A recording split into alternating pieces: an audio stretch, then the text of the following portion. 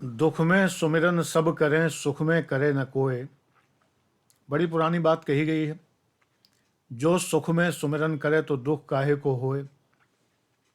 वास्तव में स्मरण जो है, नाम जप, सुमिरन, सिमरन, जो भी नाम दें, वो होता तो सुख में ही है। दुख में जो याद किया जाता है वो दिल से याद कर ही नहीं सकते। जब आप सुखी हैं, चारों तरफ सुख बरस रहा है, आनंद की अनुभूति हो रही है, ऐसे में जब आप भगवान का नाम लेते हैं तो दिल से लेते हैं। दुख में आप रोते हुए नाम लेते हैं, स्वार्थ से नाम लेते हैं, उस वक्त स्वार्थ होता है। जब आप सुख में नाम लेते हैं तो स्वार्थ नहीं होता, आपको कुछ चाहिए ही नहीं, भगवान आपका दिया सब कुछ है, बस कृपा बनाए रखिए। लेकिन दुख में भगवान ये बीमारी दूर कर दो, भगवान ये मुकदमा जिता दो, भगवान ये कर दो, भगवान बेटे को ठीक कर दो, बीमार है, भगवान ये कर दो, भगवान वो कर दो। मांग मांग और मांग, demands and demands and demands. दुख में डिमांड्स होती हैं। और मैं आपको सिद्धांत बता चुका हूं कि मंगता बच्चा किसी माँ बाप को अच्छा नहीं लगता। जो बाजार में हर जगह पसर जाता है कि हमें तो यही चाहिए, यही मुझे तो ये चाहिए, हर दुकान पे पसर जाता है।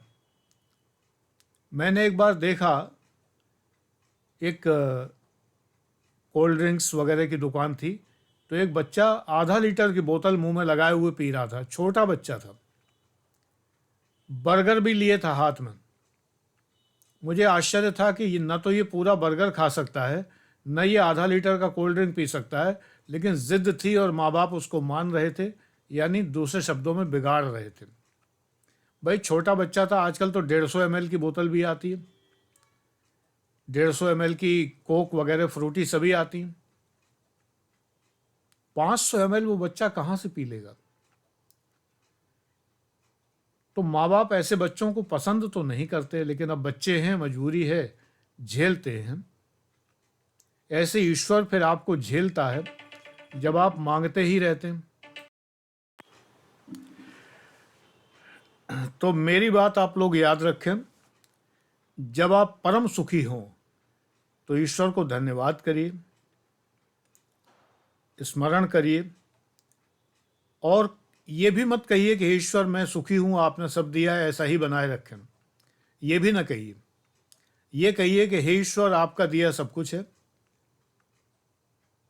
आप बेहतर जानते हैं कि मेरे लिए क्या बेहतर है, आप ज़्यादा अच्छी तरह जानते हैं कि मेरे लिए क्या फ़ायदेमंद है, क्या मुफीद है, क्या लाभदायक है।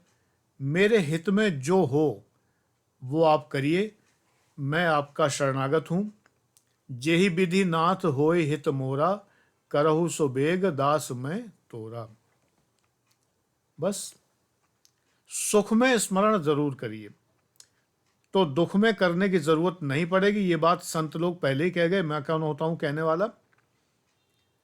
लेकिन ज्यादातर लोग सुख में स्मरण नहीं करते, तो सुख में स्मरण करिए। आज से ये उसूल बना लीजिए कि जब आप थोड़े से भी प्रसन्न हों तो ईश्वर का नाम जप करिए, नाम स्मरण करिए तत्काल। ऐसा नहीं कि नाम लेने के लिए या भक्ति करने के लिए बुढ़ापे की जरूरत पड़ती है,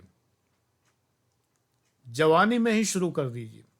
अरे जवानी में जब इतनी चीजें शुरू कर दी हैं तो एक चीज ये भी मेरे कहने शुरू कर दीजिए, तो आप देखेंगे कि आप बुढ़ापा तो आएगा ही नहीं। बुढ़ापे में भी आप जवानों की तरह रहेंगे, स्वस्थ रहेंगे, प्रसन्न रहेंगे, आनंद से रहेंगे। ईश्वर की बड़ी कृपा है। तब आप कहेंगे कि जो बुढ़ापे में भी मुझे कॉम्प्लीमेंट्स मिलते हैं कि आप लगते नहीं हैं कि इतने साल के हो गए, आप 70 के भी होंगे तो आपको, तो लोगों को लगेगा नहीं कि आप 70 के हो गए, बीमारियां आपको नहीं घेरेंगी, आनंद पूर्वक रहेंगे।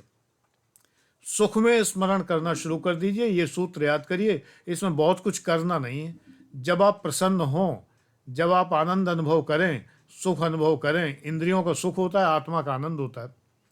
तो जब आप प्लेजर, सुख या आनंद, जॉय महसूस करें, तो बस उसी वक्त ईश्वर को धन्यवाद दे दीजिए। थैंक गॉड, हे ईश्वर आपका बहुत बहुत धन्यवाद। बस करके देखिए। बुढ़ापे में आप मुझे याद करेंगे, मैं तो नहीं होऊंगा, लेकिन तब आप मुझे याद करेंगे कि गुरुजी ने सही बताया था। आप लोग मुझे गुरुजी कहते हैं, गुरुजी ही लिखते हैं आप लोग। तब आप कहेंगे कि गुरुजी ने सही बताया था, बहुत अच्छा बताया था।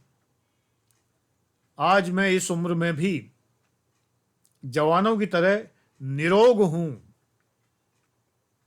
आप कहेंगे। ठीक है, आज इतना ही, बस अपना लीजिए।